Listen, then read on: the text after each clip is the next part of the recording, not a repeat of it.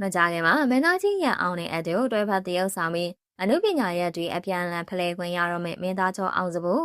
ပရိသတ်များအားလုံးပဲမင်္ဂလာပါရှင်မြမရုပ်ရှင်လောကရဲ့ထိပ်တန်းမင်းသားကြီးတဦးဖြစ်တဲ့အကယ်ဒမီများရှင်ရန်အောင်က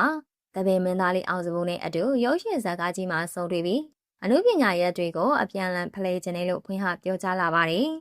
ဒါအပြင်အောင်စဖို့တယောက်ရုပ်ရှင်လောကတွေကိုဝင်ရောက်လာတာကိုလည်းလိုက်လဲကြိုးဆိုပါတယ်လို့ဆိုပါတယ်မင်းသားကြီးရအောင်ကအောင်စဖို့ရဲ့အနုပညာစွမ်းရည်နဲ့ပတ်သက်ပြီးအညိုတေးဇလန်းထဲမှာစပုတ်ရဲ့မျက်လုံးအကြည့်တွေအသက်အတိုးအကျဲအနေမြင့်တရုပ်ဆောင်ချက်တွေကတော်တော်လေးကိုကောင်းမမီသူတော်တော်လေးကိုလုံနိုင်စွမ်းရှိတယ်လို့အထူးတလဲချီကျူးစကားပြောကြားခဲ့ပါတယ်။စီနီယာဝါရဲ့မင်းသားကြီးတအုပ်စီကနေအခုလိုမျိုးချီကျူးအတိမတ်ပြုခြင်းခံရတာဟာ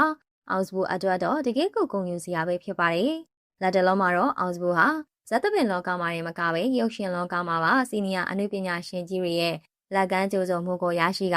နေရအပြည့်ရရှိနေပြီဖြစ်ပါတယ်။အခုလိုမျိုးကန်ထူးကန်ကောင်းပြီးမင်းသားကြီးရအောင်တဲ့အတူလက်တွဲပညာဖလှယ်ခွင့်ရတော့မယ့်တရင်ကောင်းလေးကြောင့်အောင်စဘူးရဲ့ချစ်ပရိသတ်တွေကလည်းအတိုင်းမသိဝမ်းသာဖြစ်ပြီးဂုဏ်ယူနေကြရတာပဲဖြစ်ပါတယ်။အခုကြည့်ရှုနေကြတဲ့ပရိသတ်ကြီးတို့ရောဝိုင်းရင်တရုတ်ဆောင်မင်းသားကြီးရအောင်နဲ့အတူတွဲဖက်တရုတ်ဆောင်ခွင့်ရတော့မယ့်အောင်စဘူးအပေါ်ဘယ်လိုမျိုးမြင်မိကြလဲဆိုတာအမြင်လေးတွေကိုကောမန့်မှာပြောပြပေးခဲ့ကြပါအောင်ရှင်။